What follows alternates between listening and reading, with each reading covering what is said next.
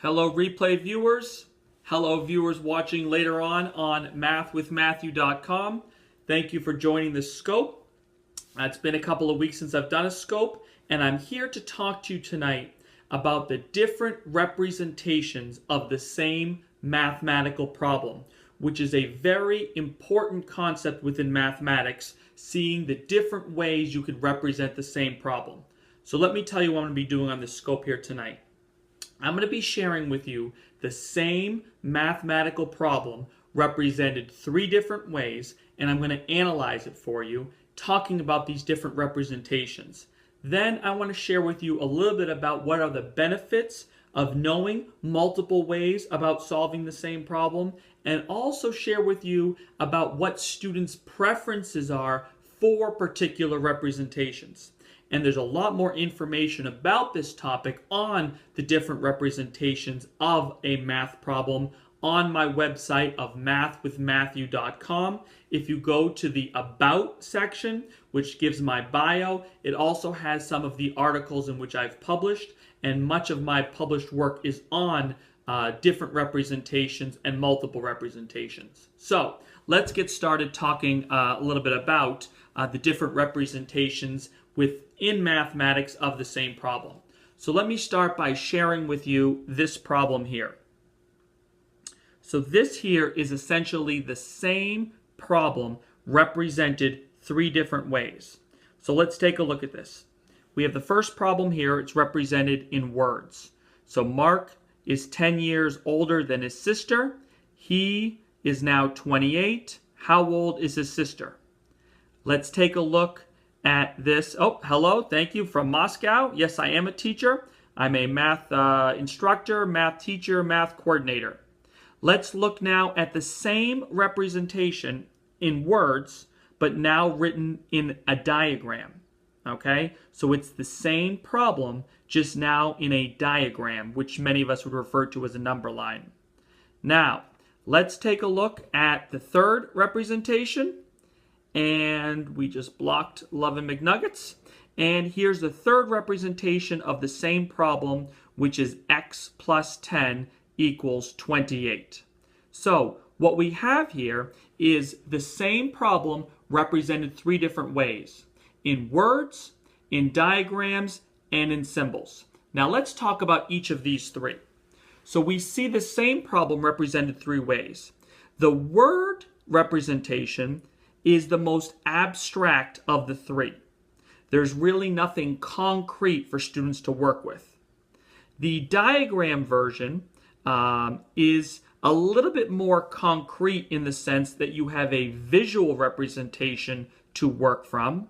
And then the symbolic representation is abstract in the sense that it's difficult for students to understand exactly what it means, but many students have the ability to solve symbolic representations, often not understanding what they're doing, but they're able to solve these sort of equations. So let's talk a little bit about the process. For a lot of students who solve any of these three problems, words, diagrams, or solving it with symbols, their often strategy of what they like to do is to take it in abstract terms and try to make it as concrete as possible. So here's an example, a very similar example to a word problem here, where we talk about a particular student, says there's 15 players, and we're separating the 15 players into three teams. How many players would be in each team? And what the student did in this case is they decided to draw a picture to take it from a very abstract representation of words and move it to what to them would be a little bit more a concrete representation, which is pictures. However, not all students like representation of pictures.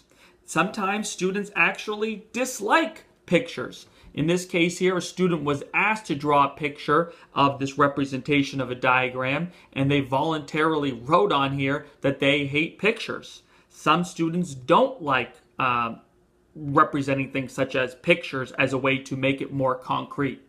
So what do we know here? We know a couple of things. First of all is that different students have different preferences for the representation that they choose, symbolically, abstract, words, pictures, diagrams.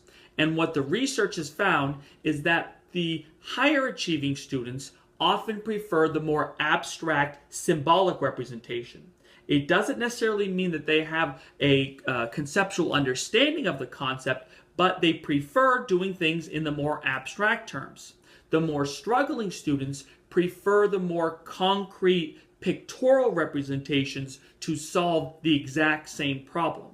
However, we as teachers should not be only showing the preferred method of either abstract or concrete.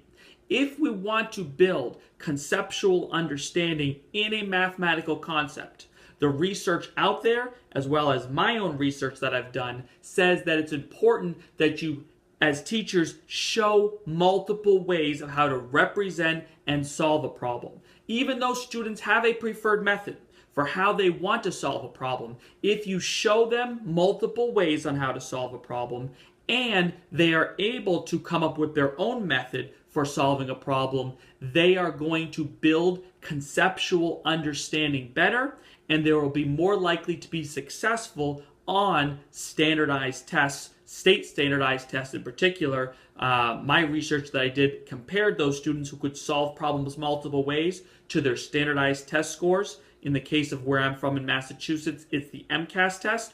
Those students that knew multiple ways on how to solve a problem and represent it multiple ways, they are more successful on these tests. So if you're at all interested in this here, there are a few articles that I've written on this topic that you can find on mathwithmatthew.com. I would love to have you take a look and read about that. And for those of you that are teachers of mathematics, I really want to encourage you to show your students multiple ways how to solve a problem. And when you are showing them multiple ways to actually show the problem here, such as words, diagrams, and symbols. So, thank you so much for watching the scope. I appreciate it. We'll talk to you again soon, and we'll see you on mathwithmatthew.com.